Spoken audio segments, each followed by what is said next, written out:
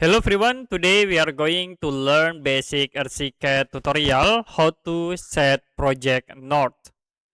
So as example, if you want to insert the symbols like project node, you can go to the object tools and after it will be show for the default setting here. You can click and we can search for the project node. You can type on a search library, you can type like node,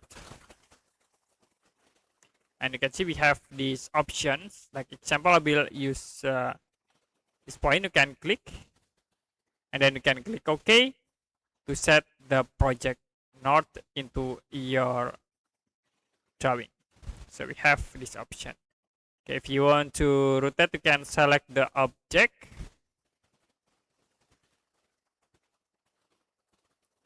and the next you can click on the point. Okay, like I will use the rotation tools.